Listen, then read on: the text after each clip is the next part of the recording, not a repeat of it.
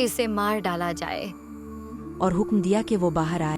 इसका सर खंबे पर लगा दिया गया।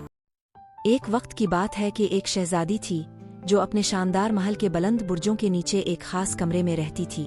इसके कमरे में 12 खिड़कियां थीं जो हर समत खुलती थीं, और जब वो उनमें से किसी पर जाकर देखती तो वो पूरे सल्तनत पर नजर डाल सकती थी।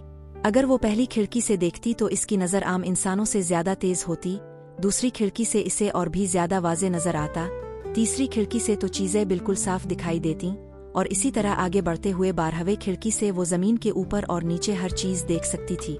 कोई भी चीज इससे पोशीदा नहीं रहती थी, लेकिन वो बहुत मगरूर थी और किसी की ताबे नहीं होना चाहती थी।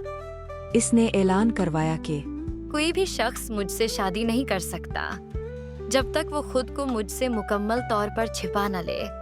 अगर कोई ऐसा करने में नाकाम होता तो इसका सर कलम करके महल के सामने एक खंबे पर लगा दिया जाता।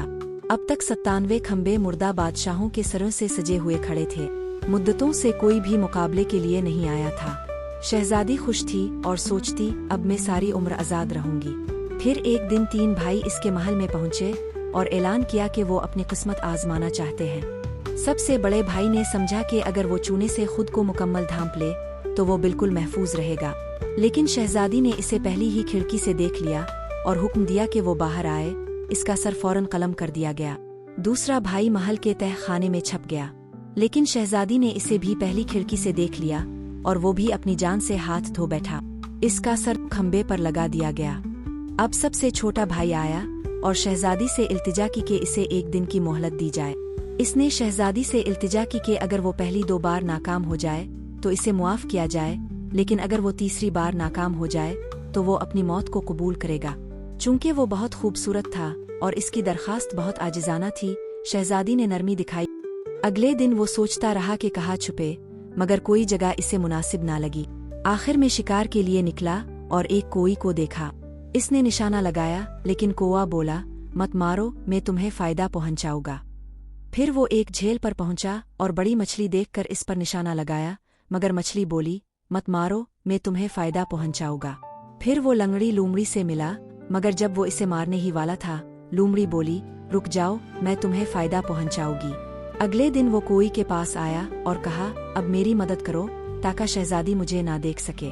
कोई ने सोचा और फिर एक अंडा लिया, इसे 2 हिस्सों में काट कर नौजवान को अंदर बंद कर दिया।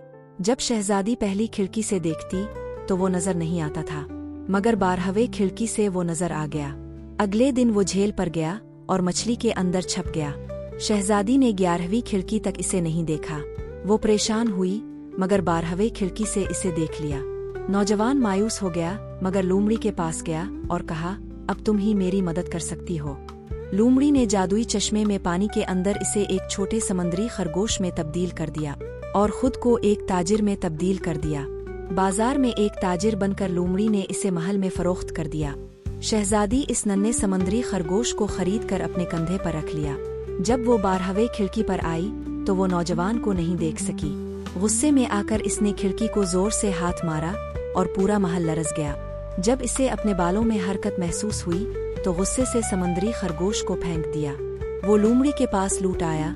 दोनों ने चश्मे में दोबारा छलांग लगाई और नौजवान ने अपनी असली शक्ल दोबारा हासिल कर ली। नौजवान महल में वापस आया और शहजादी ने इसे तस्लीम कर लिया। शादी की धूमधाम से तकरीब हुई और नौजवान बादशाह बन गया। इसने शहजादी को कभी नहीं बताया कि तीसरी बार किस तरह छुपा था, और शहजादी हमेशा ये समझती रही कि वो सब कुछ अपनी चालाकी से जीत गया था। अब वो पूरे सल्तनत का हुक्मरान था।